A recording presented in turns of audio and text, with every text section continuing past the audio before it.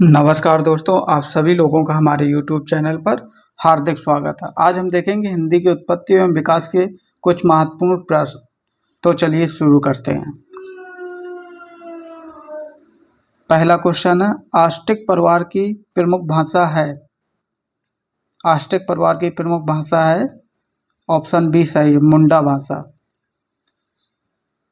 इसका हम व्याख्या देख लेते हैं।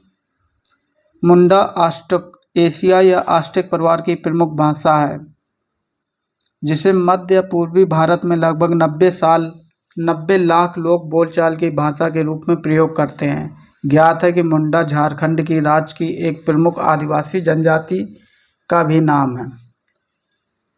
अगला प्रश्न,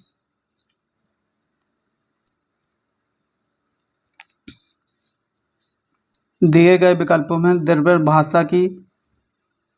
द्रविड़ परिवार की भाषा कौन सी है? द्रविड़ परिवार की भाषा कन्नड़ भाषा है। ऑप्शन ए सही हो जाएगा। कन्नड़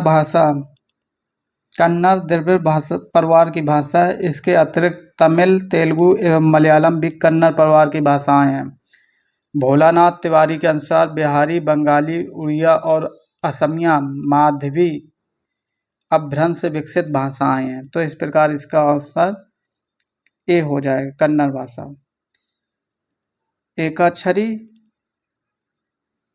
एकाक्षरी भाषा परिवार से तात्पर्य है, चीनी भाषा परिवार होता है।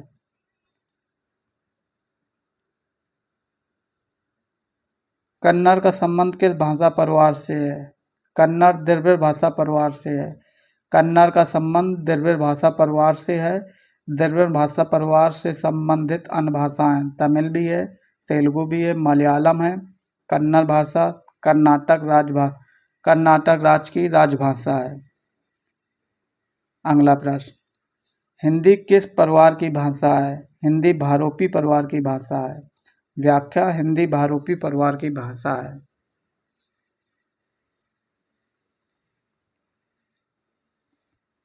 कौन सी प्राचीन भाषा नहीं है?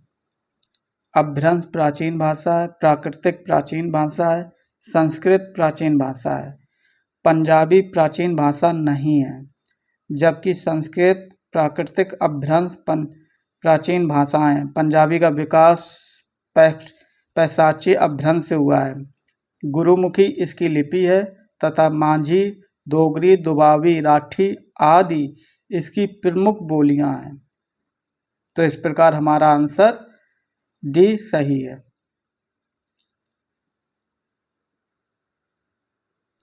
निम्नलिखित में से प्राचीन भारतीय आर्य भाषा कौन सी है? सही आंसर हो जाएगा वैदिक संस्कृत। ये प्राचीन आर्य भाषा है। विश्व की पहली रचना ऋग्वेद में भारतीय आर्य भाषा का प्राचीनतम रूप वैदिक संस्कृत प्राप्त होता है। इस भाषा को आर्य भाषा या देव भाषा भी कहा जाता है। ठीक है। अगला प्रश्न, अब हम देखते हैं मध्यकालीन भारतीय आर्य भाषा के बारे में। मध्यकालीन भारतीय आर्य भाषा काल 500 ईस्वी पूर्व से 1000 ईस्वी पूर्व रहा। व्याख्या, मध्यकालीन भारतीय आर्य भाषा काल 500 ईस्वी पूर्व से 1000 ईस्वी पूर्व तक माना जाता है। इस काल में क्रमशः पाली, प्राकृतिक, अपभ्रंश भाषाओं का व्यवहार होता रहा है। आधुनिक भारतीय आर्य भाषाओं के उदय के पूर्व आर्य भाषा का कौन सा रूप विद्यमान था? अपभ्रंश था। आधुनिक भारतीय भाषाओं के उदय से पूर्व आर्य भाषा का अपभ्रंश रूप विद्यमान था।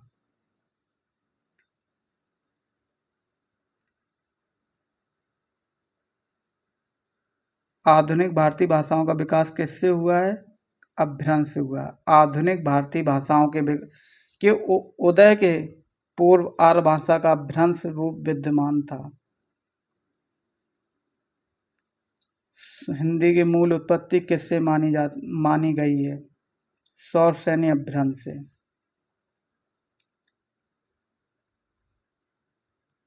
खड़ी बोली निकली है पश्चिमी हिंदी से। सौर सैन्य अपभ्रंश पश्चिमी हिंदी से हिंदी की मूल उत्पत्ति मानी गई है। पश्चिमी हिंदी के अंतर्गत ब्रजभाषा, कन्नौजी, बुंदेली, खड़ी बोली, बागरू तथा दक्खनी बोली प्रचलित हैं।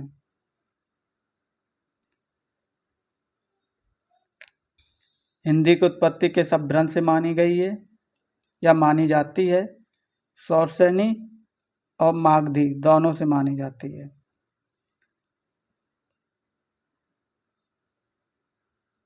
हिंदी भाषा की उत्पत्ति हुई है सौरसेनी अपभ्रंश से।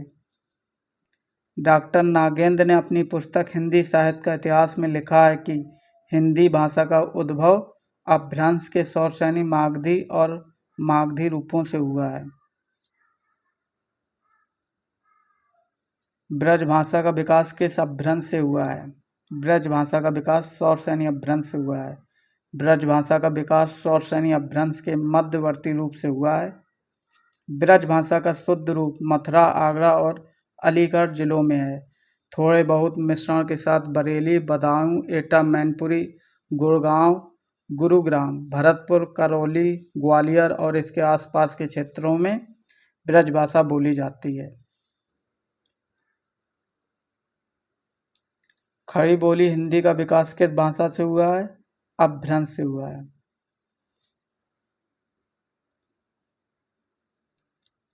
हिंदी खड़ी बोली किस अपभ्रंश से विकसित हुई है? सौरसेनी से हुए। व्याख्या देखते हैं। हिंदी खड़ी बोली सौरसेनी अपभ्रंश से विकसित हुई है। इसका नामकरण लल्लू लाल ने 1803 ईस्वी में प्रेम सागर की भूमिका में किया था। खड़ी बोली को कौरवी बोली भी कहा जाता है। ये पश्चिमी हिंदी की प्रमुख बोली है।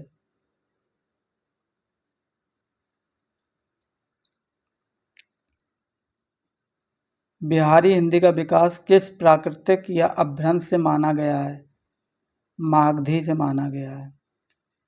बिहारी हिंदी का विकास मागधी अपभ्रंश से माना जाता है। वर्तमान में यह बिहार के पटना, गया तथा हाजीबाग जिलों में बोली जाती है। भोजपुरी बोली की उत्पत्ति हुई है मागधी अपभ्रंश से। व्याख्या देख लेते हैं। भोजपुरी बोली की उत्पत्ति मागधी अपभ्रंश से हुई है। ये बिहार की महत्वपूर्ण बोली है। राजा भोज द्वारा बसाए गए भोजपुर नगर के नाम से भोजपुरी बोली का नामकरण हुआ है। ये मिर्जापुर, बनारस, चंपारण, सहारन, छोटा नागपुर, गाजीपुर, बलिया, देवरिया आदि स्थानों पर बोली जाती है। पूर्वी हिंदी वर्ग की बोलियों का विकास किससे माना गया है? अर्ध मागधी अपभ्रंश से माना गया है। पूर्वी हिंदी में वर्ग की बोलियों का विकास अर्ध मागधी अपभ्रंश से हुआ है। पूर्वी हिंदी बोलियों में अवधी, बघेली, छत्तीसगढ़ी आती है। पूर्व हिंदी का विकास इनमें से किस अपभ्रंश से हुआ है? अर्ध मागधी से हुआ है। हिंदी का मानक रूप किस भाषा से विकसित हुआ है? खड़ी बोली से। व्याख्या। हिंदी का मानक रूप खड़ी बोली से विकसित हुआ है। खड़ी बोली पश्चिमी हिंदी में शामिल है। पश्चिमी हिंदी में शामिल अन्य भाषाएं हैं ब्रजभाषा, कन्नौजी, बुंदेली, बागरू, राजस्थानी। पश्चिमी हिंदी का विकास सौरसेनी अपभ्रंश से हुआ है।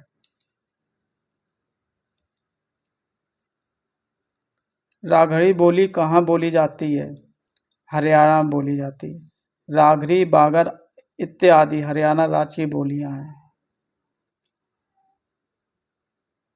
सूरदास ने किस भाषा में सूर सागर की रचना की? ब्रज भाषा में की। व्याख्या। सूरदास ने ब्रज भाषा में सूरदास की रचना की।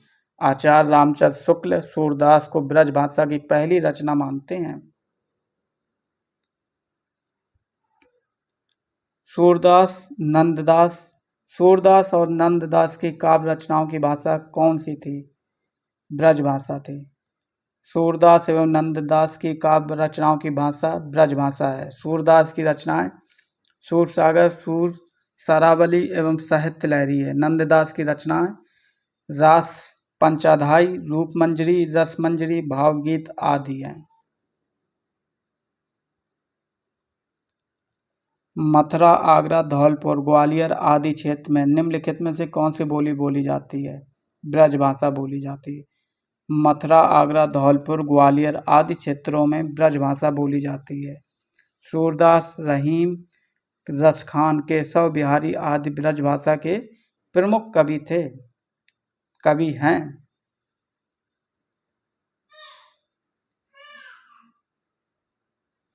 इनमें से कौन सी बोली मध्य प्रदेश की प्रमुख बोलियों में से नहीं है? मालवी मध्य प्रदेश में बोली जाती है, निमाड़ी मध्य प्रदेश में बोली जाती है, बुंदेली बोली जाती है, बागर नहीं बोली जाती। व्याख्या: बागर या बागरू पश्चिमी हिंदी उप भाषा वर्ग की बोली के अंतर्गत आती है। बागरू को हरियाणी अथवा हरियाणी को भी कहते हैं। यह हरियाणा राज्य की बोली है। शेष बोलियां मध्य प्रदेश की हैं। सूरसागर किस भाषा की रचना है? ब्रज की। सूरसागर की रचना ब्रज भाषा में सूरदास द्वारा की गई है। ब्रज हिंदी की किस उपभाषा के अंतर्गत ब्रज हिंदी की किस भाषा के अंतर्गत है? पश्चिमी हिंदी के अंतर्गत है। पश्चिमी हिंदी में शामिल उपभाषाएं ब्रज है, कन्नौजी, बुंदेली, खड़ी बोली और हरियाणवी। पूर्वी हिंदी में शामिल उपभाषाएं हैं अवधी, बघेली, छत्तीसगढ़ी। मथुरा और वृंदावन में मुख्यतः कौन सी भाषा बोली जाती है? ब्रज भाषा।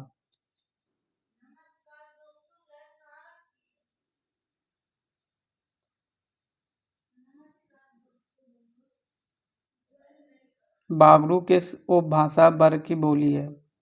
पश्चिमी हिंदी की। बागरू पश्चिमी हिंदी उपभाषा वर्ग की बोली के अंतर्गत आती है। बागरू को हरियाणी अथवा हरियाणवी भी कहते हैं। बागरू शुष्क उच्च भूमि भूभाग के कारण यहाँ की बोली का नाम बागरू पड़ा है। इसका विकास सौरसैनी अपभ्रंश से हुआ है। करनाल, रोहतक, दिल्ली तथा हिसार के क्षेत्र इसके अंतर्गत आते हैं।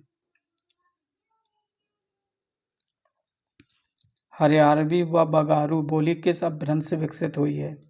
पश्चिमोत्तर सौरसैनी अपभ्रंश से हुई है। हरियाणवी का विकास उत्तरी सौरसैनी अपभ्रंश के पश्चिमी रूप से अथवा पश्चिमोत्तरी सौरसैनी अपभ्रंश से हुआ है। इसका क्षेत्र सामान्यतः हरियाणा, पंजाब का कुछ भाग तथा दिल्ली का देहाती भाग है। हरियाणवी में केवल लोक साहित्य है, जिसका कुछ अंश प्रकाशित भी हो चुका है।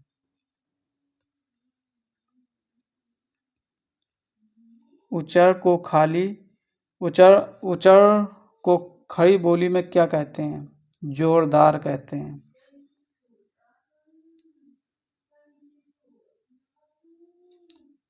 उड़ते रहिए की खड़ी बोली में क्या कहते हैं? आते ही रहे।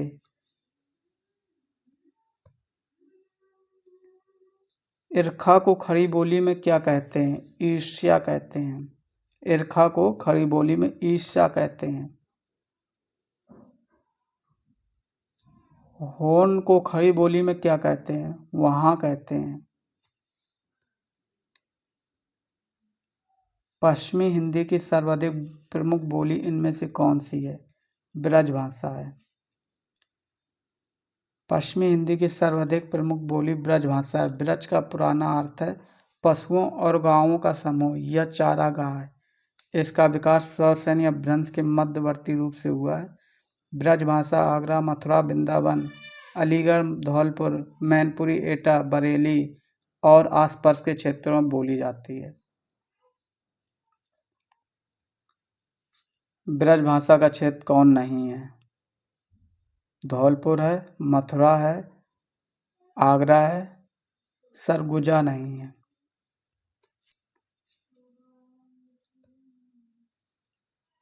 ब्रज भाषा है पश्चिमी हिंदी। ब्रज भाषा पश्चिमी हिंदी की प्रमुख बोली है। इसका विकास सौरसैनी अपभ्रंश से हुआ है। ग्वालियर की बोली है बुंदेली।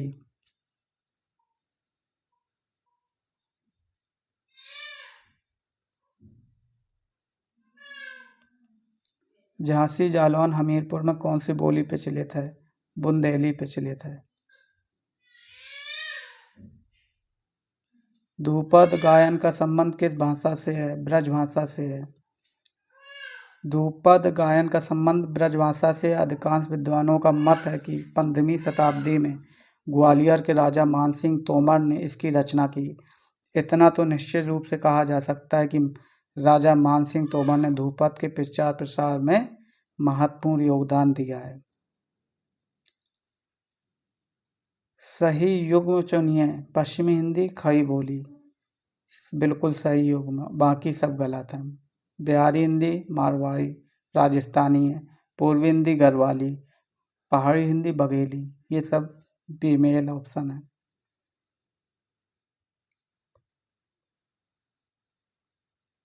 खड़ी बोली व ब्रजभाषा किस उपभाषा के अंतर्गत आती है? पश्चिमी हिंदी के अंतर्गत आती है। इनमें से कौन पश्चिमी हिंदी की बोली नहीं है?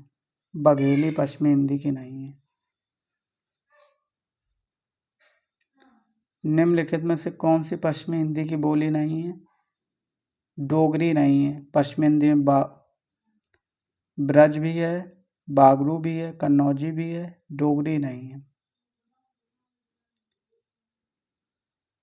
निम्नलिखित में से पश्चिमी हिंदी वर्ग की बोली नहीं है। छत्तीसगढ़ी है, पश्चिमी हिंदी वर्ग की बोली नहीं है। छत्तीसगढ़ी नहीं है, बाकी सब हैं। पश्चिमी हिंदी कितनी बोलियां हैं? पश्चिमी हिंदी की 5 बोलियां हैं। पश्चिमी हिंदी में कौन बोली है? कन्नौजी है।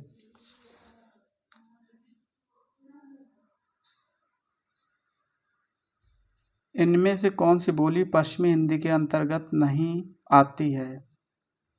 अवधी नहीं आती पश्चिमी हिंदी के अंतर्गत। कन्नौजी हिंदी की किस उपभाषा की एक बोली है? पश्चिमी हिंदी की। खड़ी बोली हिंदी की उत्पत्ति हुई है, सौरसैनी अपभ्रंश से हुई है।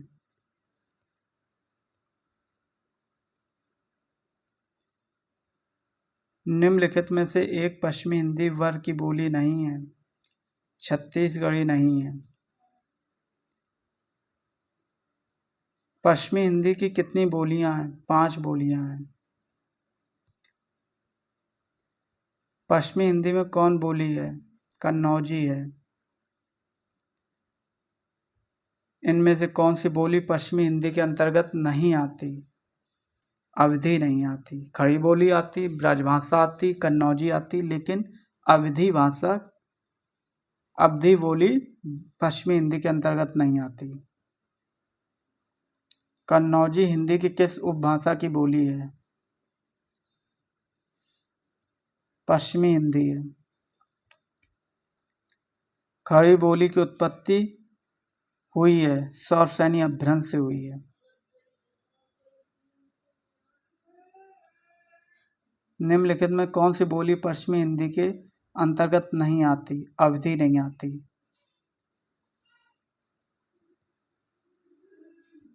रामपुर, मुरादाबाद, जौनपुर, रामपुर, मुरादाबाद, बिजनौर, मेरठ, देहरादून और सहारनपुर की बोली है खड़ी बोली। दिल्ली व मेरठ के आसपास की बोली का क्या नाम है? खड़ी बोली। खड़ी बोली का दूसरा नाम क्या है? कौरवी है। कौरवी भाषा का उदय किससे हुआ है? पश्चिमी हिंदी से हुआ है। कौरवी किस बोली को कहते हैं? खड़ी बोली को कहते हैं।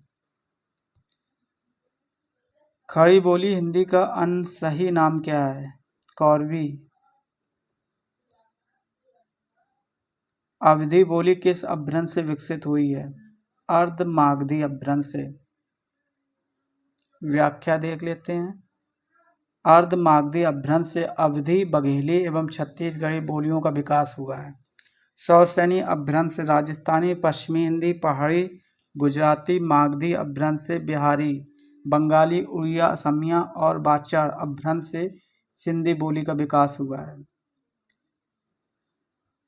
बघेली बोली किस क्षेत्र में बोली जाती है? जबलपुर में। रामचरितमानस की भाषा क्या है? अवधी है। व्याख्या: रामचरितमानस अवधी भाषा का सर्वाधिक लोकप्रिय महाकाव्य है। राम कथा पर आधारित है, जिसकी रचना काशी, चित्रकूट और अयोध्या में हुई है। इसकी रचना संवत 1631 ईस्वी से में तुलसीदास ने की थी। इसे पूर्ण होने में लगभग 2 वर्ष 7 माह 26 दिन लगा।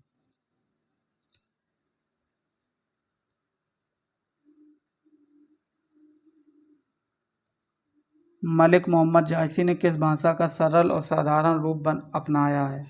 अवधी का।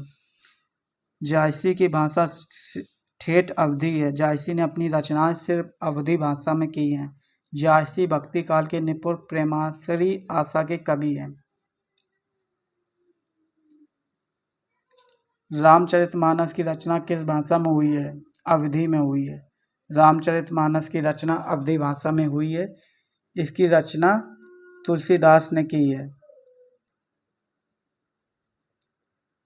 कर्ता के साथ ने का प्रयोग न होना किस उपभाषा की प्रमुख विशेषता है? पूर्वी हिंदी की है।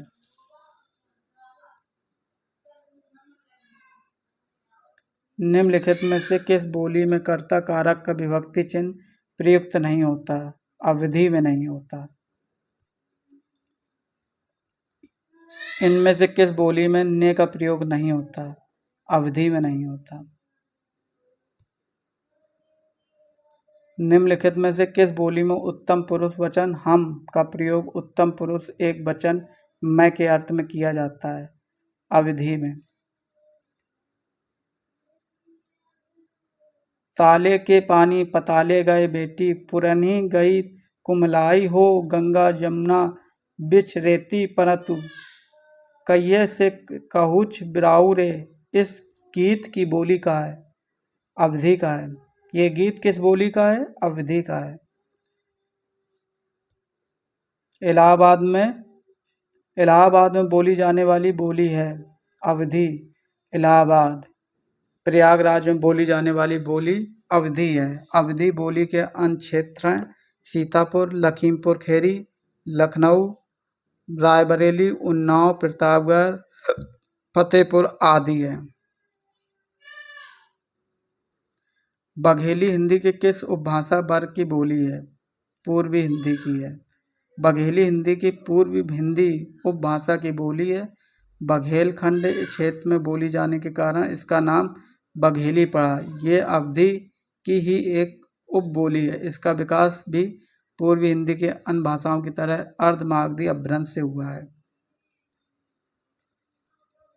छत्तीसगढ़ किस भाषा की बोली है? पूर्वी हिंदी की है। निम्नलिखित बोलियों में से पूर्वी हिंदी की बोली नहीं है। पूर्वी हिंदी की बोली नहीं, भोजपुरी नहीं है। अवधी है, छत्तीसगढ़ी, बघेली है। ये बोली पूर्व हिंदी वर्ग की बोली नहीं है। बुंदेली नहीं है। पूर्व हिंदी बोली अवधी है, बघेली है, छत्तीसगढ़ी है। निम्न में से कौन सी बोली पूर्व हिंदी के अंतर्गत नहीं आती? मगधी नहीं आती। पूर्व हिंदी के अंतर्गत शामिल बोलियां हैं अवधी है, बघेली है एवं छत्तीसगढ़ी है। मगधी बोली पूर्व हिंदी में शामिल नहीं है, बल्कि ये बिहारी हिंदी की बोली है।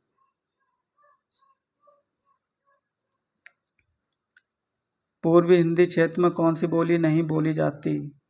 जयपुरी नहीं बोली जाती। अवधी बोली जाती है, छत्तीसगढ़ी बोली जाती है, बघेली बोली जाती है।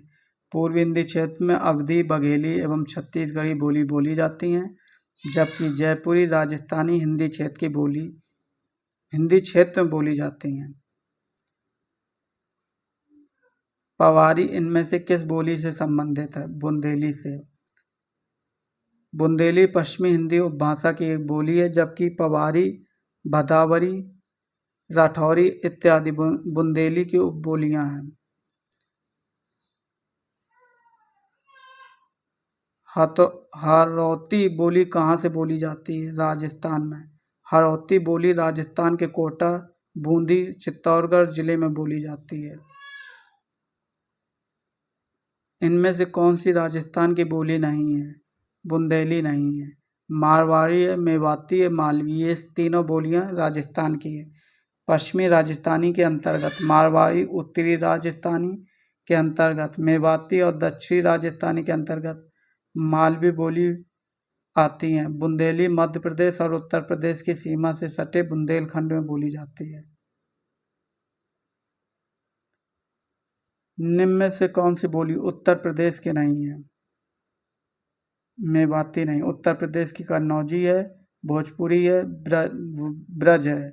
मेवाती बोली उत्तर प्रदेश की नहीं बल्कि हरियाणा और राजस्थान की बोली है। मेवाती का नाम मेव जाति के इलाके मेवात के नाम से पड़ा है। कन्नौजी, भोजपुरी, ब्रज उत्तर प्रदेश की बोलियां हैं।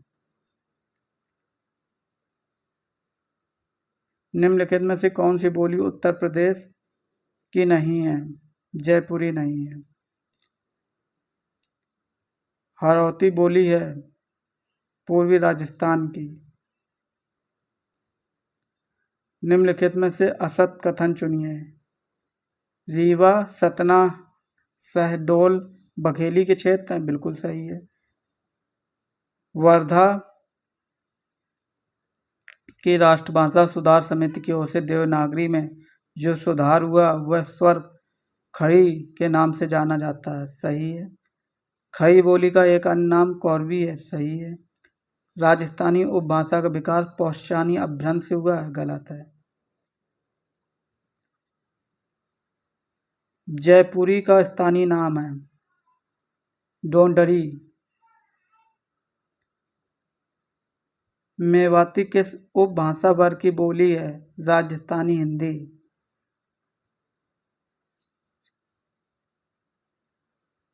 बनारस, गोरखपुर, आरा के मध्य कौन सी भाषा बोली जाती है? कौरवी बोली जाती है।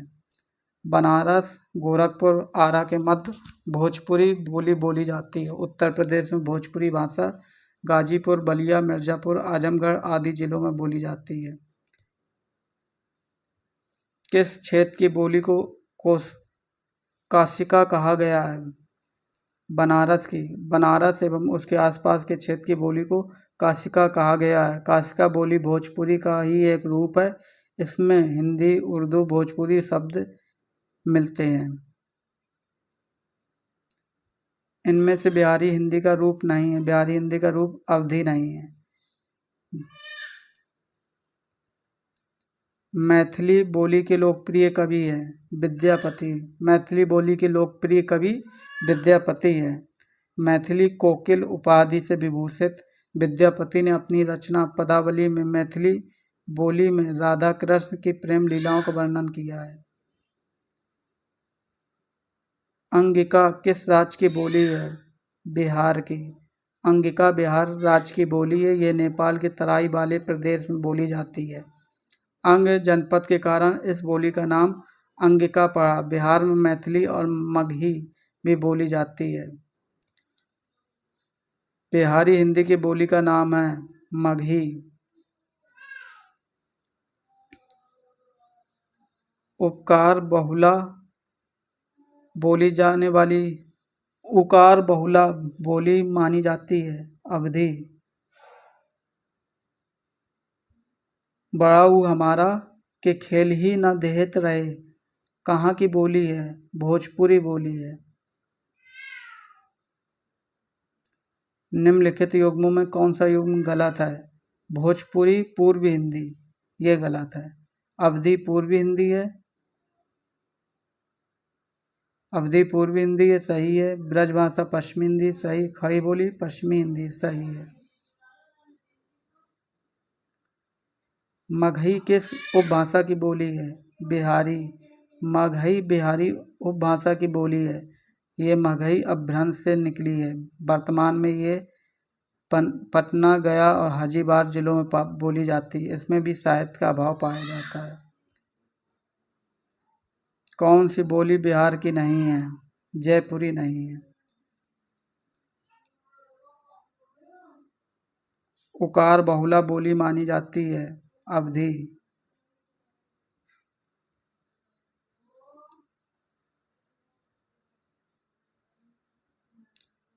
ऊ हमरा रे खेली न देत रहे कहाँ की बोली है? भोजपुरी बोली है। निम्नलिखित युग्मों में कौन सा युग्म गलत है? अवधी पूर्वी हिंदी है, ब्रजभाषा पश्चिमी हिंदी है, भोजपुरी पूर्वी हिंदी, ये गलत है। खड़ी बोली पश्चिमी हिंदी है। मगही किस उपभाषा की बोली है? बिहारी की।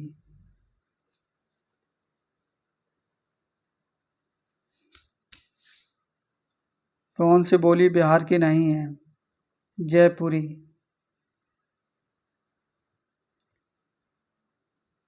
गाजीपुर में बोली जाने वाली प्रमुख बोली है? भोजपुरी। गाजीपुर में बोली जाने वाली बोली है।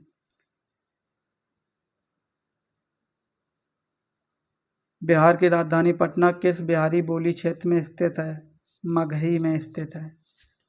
मगही शब्द मागधी का विकसित रूप है, कुछ लोग इसे मागधी भी कहते हैं। ये बोली पूरे गया जिले में तथा पटना, हाजीबाग, मुंगेर, पालामऊ, भागलपुर और रांची आदि जिलों के कुछ भागों में बोली जाती है। उत्तर प्रदेश में कौन सी भाषा नहीं बोली जाती? पहाड़ी नहीं बोली जाती। कन्नौजी बोली, ब्रजभाषा बोली जाती, कन्नौजी बोली जाती है, अवधी बोली जाती है। व्याख्या देख लेते हैं हम लोग।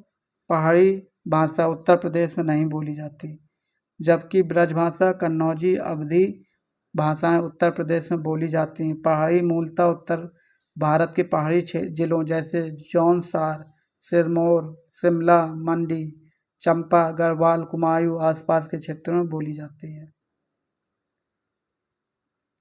भारत संघ की राजकीय भाषा है देवनागरी लिपि में हिंदी। भारतीय संघ की राजभाषा हिंदी और लिपि देवनागरी। हिंदी भारत की राजभाषा है। हिंदी को राजभाषा का दर्जा 14 सितंबर 1949 को प्रदान किया गया। भारत की राजभाषा है हिंदी।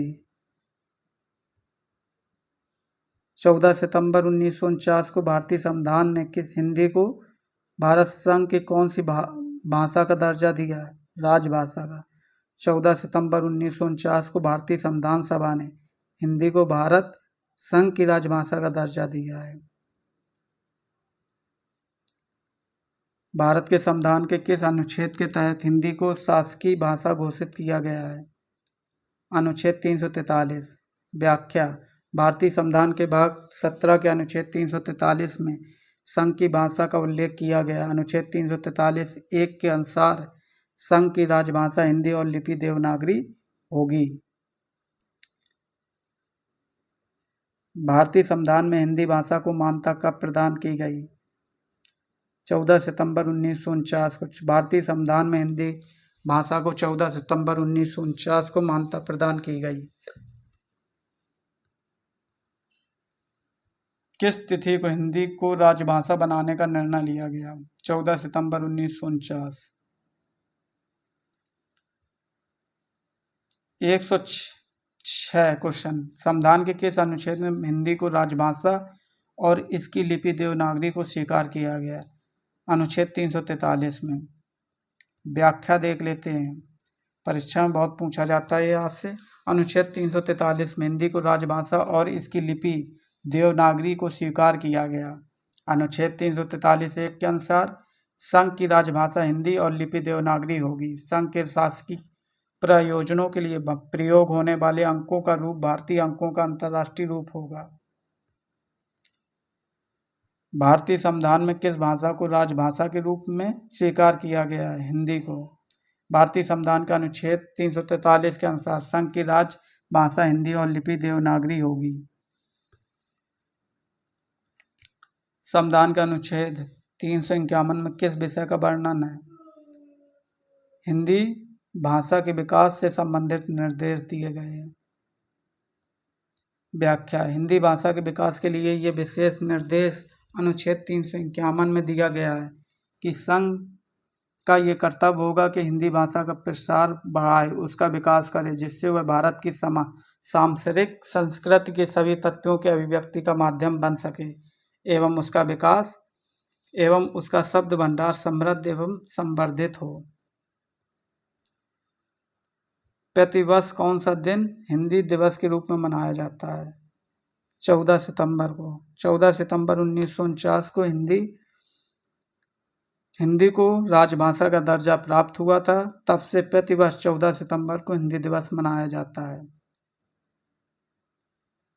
संघ की राजभाषा हिंदी और लिपि देवनागरी होगी, यह संविधान के किस अनुच्छेद में वर्णित है? अनुच्छेद 343 में। व्याख्या देख लेते हैं। 14 सितंबर 1949 को भारतीय संविधान ने एक मत से यह निर्णय लिया कि हिंदी ही भारत की राजभाषा होगी। यही कारण है कि प्रत्येक वर्ष 14 सितंबर को लोग हिंदी दिवस के रूप में मनाते हैं। संविधान के भाग 17 के अनुच्छेद 343 1 के अनुसार संघ की राजभाषा हिंदी और लिपि देवनागरी होगी। भारत में हिंदी को संविधान की किस धारा के अंतर्गत राजभाषा घोषित किया गया? धारा 343 1 के तहत। संविधान के किस अनुच्छेद के अंतर्गत हिंदी को संघ की राजभाषा दर्जा मिला है? अनुच्छेद 343 के तहत। लिपि की आवश्यकता होती है भाषा लिखने में। व्याख्या, लिपि का प्रयोग भाषा लिखने में किया जाता है। किस भाषा की लिपि ब्राह्मी के दक्षिणी रूप में विकसित हुई है? कन्नड़।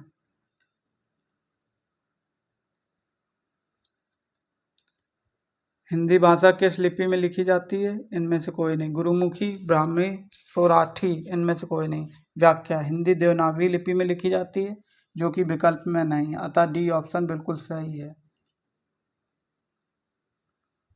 हिंदी किस लिपि में लिखी जाती है? देवनागरी लिपि में। हिंदी देवनागरी लिपि में लिखी जाती है। हिंदी भाषा को कौन सी लिपि में लिखा जाता है? देवनागरी लिपि। हिंदी भाषा को देवनागरी लिपि में लिखा जाता है। पंजाबी भाषा को गुरुमुखी लिपि में लिखा जाता है। देवनागरी लिपि का सर्वप्रथम प्रयोग किस राज्य में हुआ माना जाता है? गुजरात में। व्याख्या, देवनागरी का नामकरण विवादास्पद। अधिकतर विद्वान गुजरात के नागर ब्राह्मण से इसका संबंध जोड़ते हैं। उनका मानना है कि गुजरात में सर्वप्रथम प्रचलित होने से वहाँ के पंडित वर्ग अर्थात नगर ब्राह्मणों के नाम से इसे नागरी कहा गया। अपने अस्तित्व में आने के पश्चात इसने देव भाषा संस्कृत को लिपिबद्ध किया, इसलिए नागरी में देव शब्द जोड़ गया और बन गया देवनागरी। कौन सी भाषा देवनागरी लिपि में लिखी जाती है? मराठी। हिंदी किस लिपि में लिखी जाती है? नागरी में। देवनागरी लिपि के विषय में क्या सत्य नहीं है? ये दाएं से बाएं लिखी जाती है। इसकी उत्पत्ति नागर ब्राह्मणों द्वारा मानी जाती है। ये वर्णात्मक लिपि है, इसमें शिरोरेखा का प्रयोग किया जाता है। हम व्याख्या देख लेते हैं।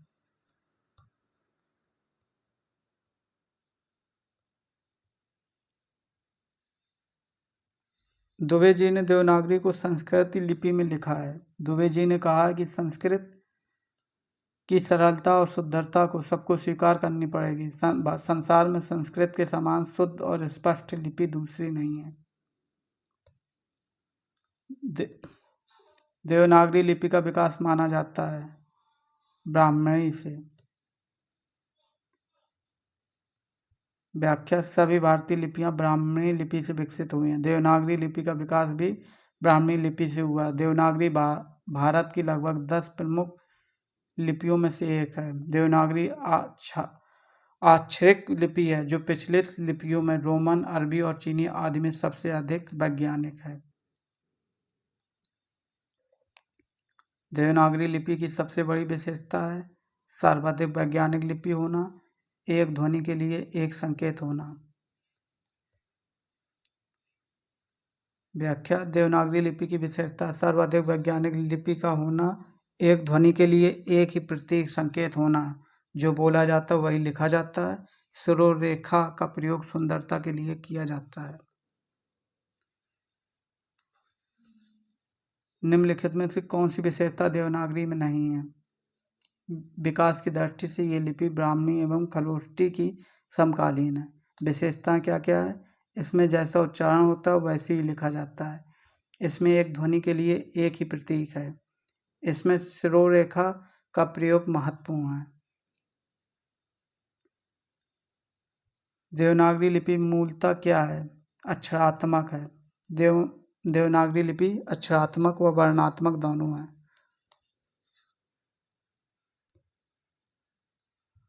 प्राचीन देवनागरी लिपि का विकास से हुआ है, कुटिल लिपि से हुआ है। देवनागरी लिपि में स्वर वर्णों की संख्या है 11।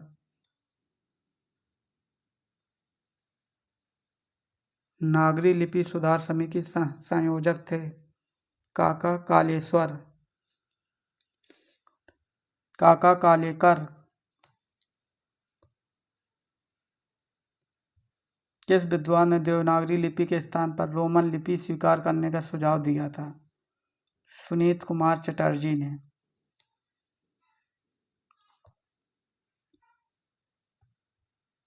देवनागरी में आ के बाहर खड़ी का सुझाव किसने दिया था? काका कालेकर। उत्तर प्रदेश सरकार द्वारा वर्ष 1947 में गठित देवनागरी लिपि सुधार समिति के अध्यक्ष थे आचार्य नरेंद्र देव। व्याख्या: उत्तर प्रदेश सरकार ने वर्ष 1947 में देवनागरी लिपि में सुधार के लिए आचार्य नरेंद्र देव समिति का गठन किया, जिसके अध्यक्ष आचार्य नारायण देव थे। पंजाबी की लिपि है गुरुमुखी। पंजाबी की लिपि गुरुमुखी है। पंजाब क्षेत्र की भाषा है। ये दो शब्दों से बना है। पाँच तथा आप से तात्पर्य नदियों से है। इस क्षेत्र में 5 नदियां हैं, रावी, सतलज, ब्यास, चिनाब और झेलम, इसीलिए इसे पंजाब कहा जाता है। देवनागरी लिपि का सर्वप्रथम प्रयोग कहाँ हुआ था? जयभट्ट के शिलालेख में। गुजरात के शासक जयभट्ट लगभग 7वीं से 8वीं शताब्दी के शिलालेख में देवनागरी लिपि का सर्वप्रथम प्रयोग हुआ था। उत्तर प्रदेश सरकार द्वारा गठित लिपि सुधार परिषद की 28-29 नवंबर 1953 को हुई बैठक की अध्यक्षता की थी तत्कालीन उपराष्ट्रपति डॉक्टर सर्वपल्ली राधाकृष्णन ने। व्याख्या: उत्तर प्रदेश सरकार द्वारा गठित लिपि सुधार परिषद की 28-29 नवंबर 1953 को हुई, जिसकी अध्यक्षता तत्कालीन उपराष्ट्रपति डॉक्टर सर्वपल्ली राधाकृष्णन ने किया था। यह बैठक लखनऊ में आयोजित की गई थी, जिसमें अनेक प्रांतों के मुख्यमंत्रियों, विद्वानों और भाषा शास्त्रियों ने हिस्सा लिया था। नागरी प्रचारणी सभा के अनुरोध पर उत्तर प्रदेश सरकार ने लिपि सुधार परिषद की स्थापना की थी। अब हम विविध देख लेते हैं। रिक्त स्थान की पूर्ति के लिए विभाषा में मिल सकती है साहित्य रचनाएं।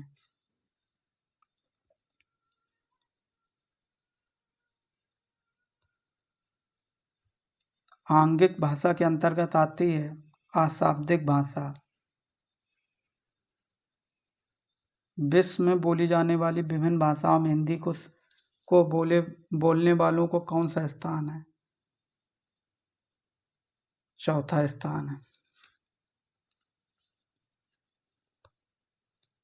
भाषा के 3 रूप होते हैं: मौखिक भाषा, लिखित भाषा, सांकेतिक भाषा।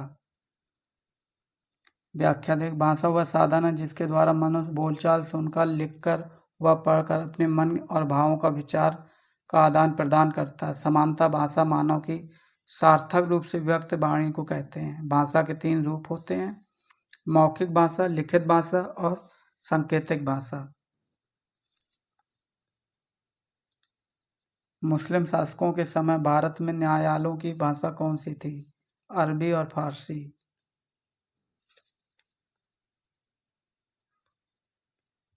विभाषा एक प्रांत या में प्रचलित होती है, उपप्रांत में। विभाषा एक प्रांत या उपप्रांत में प्रचलित होती है। इसमें साहित्य रचनाएं भी प्राप्त होती हैं, जैसे हिंदी की विभाषा है ब्रजभाषा, अवधी, खड़ी बोली, भोजपुरी और मैथिली आदि। हिंदी को विकास प्रदान करने वाली भाषा कौन सी है? अपभ्रंश है। भारतीय आर्य भाषा के इतिहास में 500 ईस्वी पूर्व से 1000 ईस्वी पूर्व ईस्वी के मध्य काल को अपभ्रंश कहा जाता है। अपभ्रंश से ही आधुनिक आर्य भाषाओं हिंदी, बंगला, गुजराती, मराठी, पंजाबी, उर्दू, उड़िया आदि का विकास हुआ है। भाषा अस्थायी होती है, मौखिक भाषा अस्थायी होती है। मौखिक भाषा के अंतर्गत बोलना और सुनना आता है। मौखिक भाषा ही मूल भाषा है जिसे हर बच्चा सर्वप्रथम सीखकर भावों को प्रकट करता है। मौखिक भाषा अस्थायी होती है। विभाषा किसे कहते हैं? हिंदी क्षेत्र की शेष बोलियों को विभाषा कहते हैं। भाषा है अर्जित संपत्ति। भाषा अर्जित संपत्ति है। भाषा हमारे विचारों को व्यक्त करने का एक माध्यम है। निम्न में से किस धातु से भाषा बनी है? भास से बनी है। भाषा शब्द संस्कृत की भास धातु से बना है। इसका अर्थ होता है वाणी की अभिव्यक्ति। किस देश में हिंदी भाषा का प्रयोग लिखने व बोलने में किया जाता है? मॉरिशस में किया जाता है। व्याख्या देख लेते हैं। मॉरिशस में हिंदी भाषा का प्रयोग लिखने व बोलने में किया जाता है। ज्ञात है कि पूर्वी उत्तर प्रदेश व बिहार के निवासियों को अंग्रेजों ने गिरमिटिया मजदूर बनाकर ले गए थे। इन अनिवासी भारतीयों की आगे की पीढ़ी ने अपनी योग्यता और परिश्रम के बल पर उच्च पदों को हासिल किया। ज्ञात है कि मॉरिशस में अधिकांश भोजपुरी बोली बोली जाती है।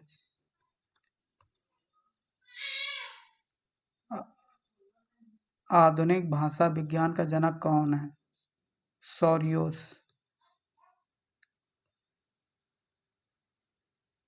भाषा विज्ञान की दृष्टि में प्रयत्न लाघव का अर्थ है उच्चारण की सुविधा। जनगणना 2001 के हिसाब से भारत में निम्नलिखित भाषाओं में से सबसे अधिक कौन सी भाषा बोली जाती है? बंगाली बोली जाती है। कौन हिंदी की उपभाषा नहीं है? मराठी नहीं है। पूर्वी हिंदी है, पश्चिमी हिंदी है, राजस्थानी है, लेकिन मराठी नहीं है। भाषा संबंधी भूल को कहते हैं त्रुटि कहते हैं। भाषा संबंधी भूल को त्रुटि कहते हैं। भाषा और विचार के संबंधों की चर्चा में अग्रणी है वाइगॉत्स्की। भाषा और विचार के संबंधों की चर्चा में वाइगॉत्स्की अग्रणी है। वाइगॉत्स्की का कहना है कि उत्तरोत्तर मानसिक विकास अंतर्वैयक्तिक संप्रेरण का परिणाम है। भारतवर्ष के लिए हिंदी भाषा का नाम सबसे पहले किसने सुझाया? राजा राम मोहन राय ने। व्याख्या। सबसे पहले ईश्वरचंद्र विद्यासागर और राजा राम मोहन राय ने हिंदी को राष्ट्रभाषा के रूप में अपनाने की बात कही थी। फिर केशव चंद्र सेन ने अपने समाचार पत्र में लिखा, हिंदी ही अखिल भारतीय जाति भाषा या राष्ट्र भाषा बनाने की योग्य है, अतः स्पष्ट विकल्प डी सही है। बनारसी का बनारस रूप में विकास उदाहरण है। व्यंजन भी प्रवाह का है। टकसाली भाषा कहते हैं परिनिष्ठ भाषा को। व्याख्या। भाषा विज्ञान के अनुसार मानक भाषा को आदर्श भाषा, टकसाली भाषा तथा परिनिष्ठ भाषा को भी कहते हैं। किसी भी भाषा का उसके विभिन्न रूपों की अभिव्यक्ति के माध्यम से सबसे उसका मानक रूप ही प्रयुक्त होता है। भारत की संपर्क भाषा कौन सी है? हिंदी है। निम्नलिखित में भाषा की प्रमुख प्रकृति कौन सी है? जटिलता और सरलता की ओर। न्यायालय की भाषा में शब्द और उसके अर्थ में रहती है निश्चलता। कोई भी बोली या भाषा मानकता प्राप्त करने पर हो जाती है, सरल हो जाती है। कोई भी बोली या भाषा की मानकता होती है जिसे प्राप्त कर लेने पर वो बोली या भाषा सरल हो जाती है। पारिभाषिक शब्दावली का निर्धारण कौन करता है? भाषा वैज्ञानिक करते हैं। पारिभाषिक शब्दावली का निर्धारण भाषा वैज्ञानिक करते हैं। ज्ञान विज्ञान के तत्वों को व्यक्त करने वाली विशेष शब्दावली को क्या कहते हैं? परिभाषिक शब्दावली कहते हैं। हिंदी को वैज्ञानिक और तकनीकी शब्दावली मूलतः किस भाषा की शब्दावली का अनुवाद है? अंग्रेजी का है। हिंदी की वैज्ञानिक तकनीकी शब्दावली मूलतः अंग्रेजी भाषा की शब्दावली का अनुवाद है, जैसे मीटर, रेडियो, किलोग्राम, थर्मामीटर इत्यादि। कार्यालय हिंदी की भाषा कैसी होनी चाहिए? अभिधनात्मक होनी चाहिए।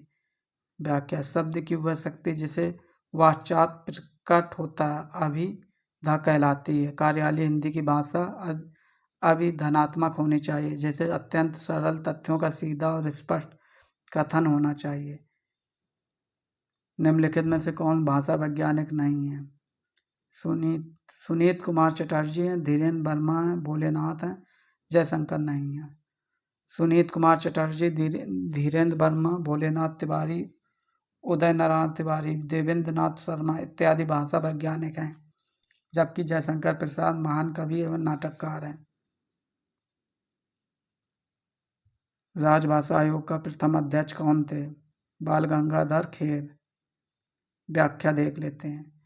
राजभाषा आयोग के प्रथम अध्यक्ष बाल गंगाधर खेर थे। राजभाषा आयोग संसदीय समिति और उसके प्रतिवेदन के अनुसार संविधान में प्रदत्त 8वीं अनुसूची की तत्कालीन भाषाओं के 20 प्रतिनिधियों वाले आयोग का गठन मुंबई प्रांत के भूतपूर्व मुख्यमंत्री श्री बाल गंगाधर खेर की अध्यक्षता में 7 जून 1995 को राष्ट्रपति के आदेश के अंतर्गत हुआ।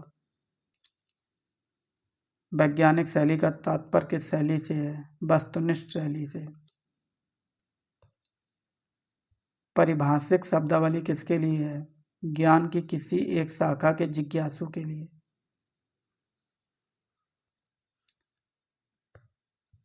भाषा की सार्थक लघुतम इकाई है, शब्द है।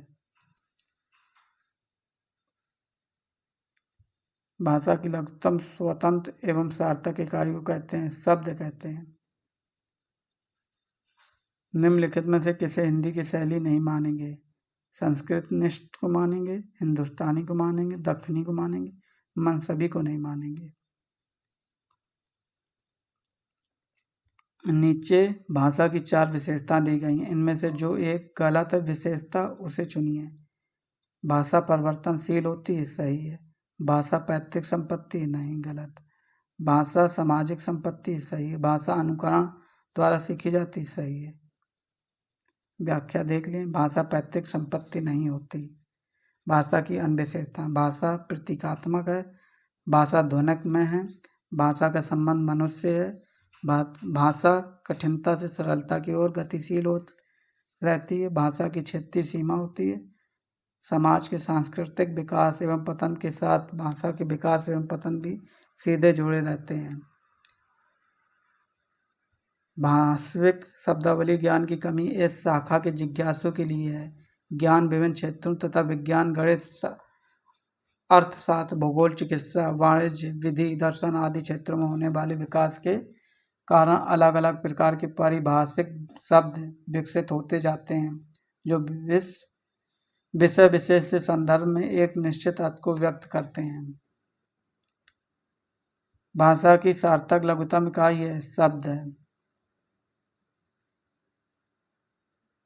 भाषा की लघुतम स्वतंत्र एवं सार्थक इकाई को कहते हैं, शब्द कहते हैं। निम्नलिखित में से किसे हिंदी की शैली नहीं मानेंगे? संस्कृत निष्ठ है, हिंदुस्तानी है, दक्षिणी है, सभी नहीं। ये गलत, डी ऑप्शन गलत। नीचे भाषा की 4 विशेषता दी गई, उनमें से एक गलत विशेषता उसे चुनिए। भाषा परिवर्तनशील है, सही है। भाषा पैतृक संपत्ति है, नहीं, ये गलत। भाषा सामाजिक संपत्ति है, सही है। भाषा अनुकरण द्वारा सीखी जाती है, सही है। हिंदी भारत की कौन सी भाषा है?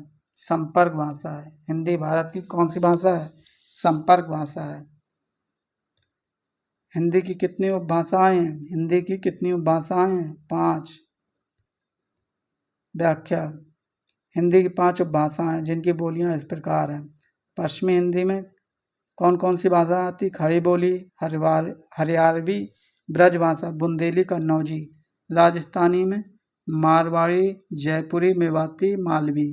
पूर्वी हिंदी में अवधी, बघेली, छत्तीसगढ़ी। बिहारी हिंदी में भोजपुरी, मगधी, मैथिली। पहाड़ी हिंदी में कुमायूनी, गढ़वाली। ये सभी भाषाएं आती हैं। हिंदी भाषी राज्य के अंतर्गत कौन सा राज्य नहीं है? महाराष्ट्र, उत्तर प्रदेश है, बिहार है, झारखंड। इन तीनों राज्यों में हिंदी बोली जाती है। बोली का क्षेत्र जब थोड़ा विकसित हो जाता है तो उसमें साहित्य की रचना होने पर वह क्या बन जाती है? उपभाषा बन जाती है। बोली का क्षेत्र जब थोड़ा विकसित हो जाता है और उसमें साहित्य की रचना होने लगती है तो वह उपभाषा बन जाती है। किसी सीमित क्षेत्र में बोली जाने वाली स्थानीय भाषा को कहते हैं बोली कहते हैं। हिंदी भाषा में कितनी बोलियां हैं? 18 बोलियां हैं।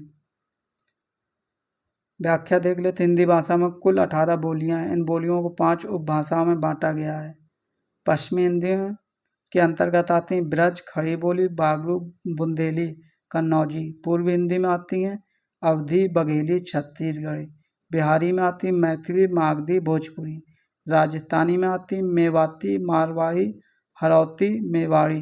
पहाड़ी मंडियाली, गढ़वाली, कुमायूनी। विभाषा का क्षेत्र बोली की अपेक्षा होता है विस्तृत होता है। विभाषा का क्षेत्र बोली की अपेक्षा विस्तृत होता है। हिंदी भाषा की कितनी विख्यात बोलियां हैं? 8। हिंदी को 2 उपभाषाओं में पूर्वी हिंदी और पश्चिमी हिंदी के अंतर्गत आने वाली बोलियां हिंदी की विख्यात बोलियां मानी जाती हैं। इनकी संख्या 8 है। ये बोलियां खड़ी बोली, ब्रजभाषा, कन्नौज, बुंदेली, हरियाणवी, बघेली, छत्तीसगढ़ी और अवधी हैं। खस खुरा या खुरखाली भाषा है, नेपाल की राजभाषा है। हिंदी में अधिकांश शब्द किस भाषा से आए हैं? संस्कृत से आए हैं। सिंधी भाषा का संबंध किससे है? वाचर से है। सिंध भाषा का विकास अपभ्रंश की किस शाखा से हुआ है? वाचर से हुआ है। निम्नलिखित में कौन सी बोली उत्तर प्रदेश में बोली जाती है? बुंदेली बोली जाती है, कन्नौजी बोली जाती है। दोनों विकल्प सही हैं। निम्नलिखित आधुनिक भाषाओं में किसका संबंध अपभ्रंश की पैशाची बोली से है? पंजाबी की। गैल, भगैल आदि किस बोली की किस तरह की क्रियाएं हैं? ये भोजपुरी और पूर्वकालिक क्रियाएं हैं। हिंदी भाषा के उद्भव और विकास की सही क्रम चुनिए। संस्कृत हुई, फिर पाली आई, फिर प्राकृतिक आई, फिर सौरसैनी, अपभ्रंश आई, फिर सौरसैनी, पश्चिमी हिंदी, फिर खड़ी बोली। ये सही क्रम है हिंदी के विकास का। बनारसी किसकी उपबोली है? बुंदेली की भी नहीं, छत्तीसगढ़ी की नहीं, बघेली, कन्नौजी की नहीं।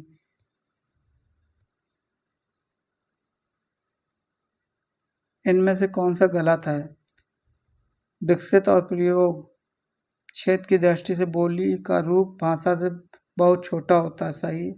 रूप रचना की दृष्टि से बोली पूर्णतः विकसित होती है। नहीं, गलत है। बोली दैनंदिन व्यवहारात होने वाली घरेलू अभिव्यक्ति का माध्यम है। सही है। विभाषा बोली का विकसित रूप है। सही है। ये रहे कुछ दोस्तों महत्वपूर्ण प्रश्न। आप सभी को ये प्रश्न कैसे लगे? अगर आपको अच्छा लगा हो ये वीडियो तो हमारे चैनल को सब्सक्राइब जरूर करें। जय हिंद, जय भारत।